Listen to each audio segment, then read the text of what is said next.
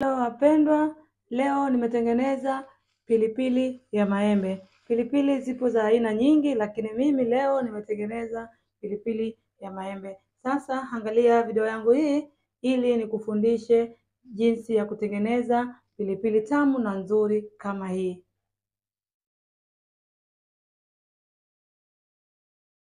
Nataka kutengeneza pilipili ya maembe, kwanza unahitaji pilipili. Mimi niko na pilipili 4 na pia nahitaji nyanya fresh, nitaweka nyanya 2 na pia nahitaji kitunguu na pia nahitaji carrot, nitaweka carrot 3 na pia nahitaji maembe. Nitaweka maembe 2, lakini maembe ni lazima yawe mabichi. Ukitaka pilipili yako iwe nzuri, maembe yako ni lazima yawe mabichi. Na pia unahitaji ukwaju.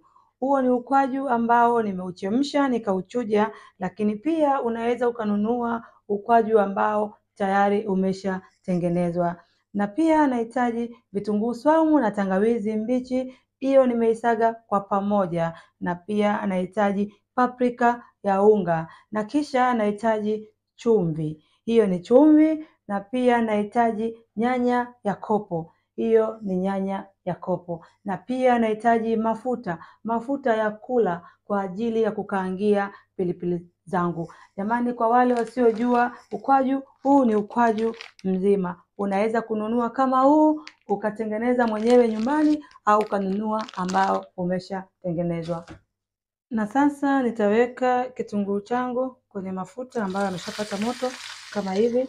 Hichi ni kitunguu maji 1 na nitaikoroga hapa taratibu mpaka kianze kulainika. Sasa nitaweka vitunguu saumu ambavyo nimevichanganya na tangawizi mbichi. Hivi ni vitunguu saumu na tangawizi mbichi nilivisaga kwa pamoja, na nitachanganya hapa kama hivi na nitageuza taratibu hadi viive.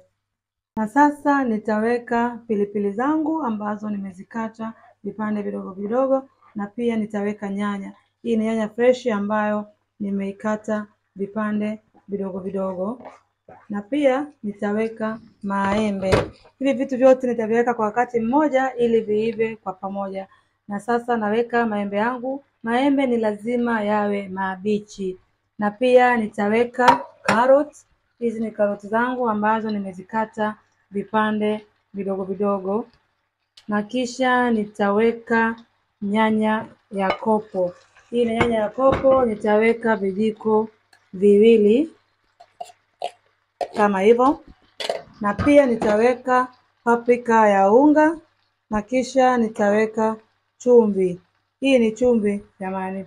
Nitasubiri viive kidogo, halafu nitaendelea na vitu vinavyofuata. Mchanganyiko wangu umeanza kuiva vizuri. Sasa nitatia ukwaju.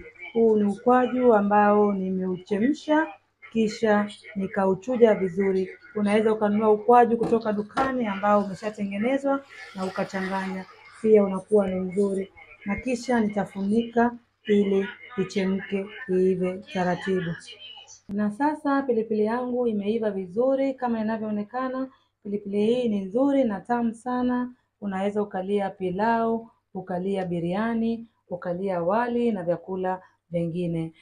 YouTube napatikana kwa jina la Kungwi Mama Mjengo. Msisahau kusubscribe, kulike, kushare na kucomment.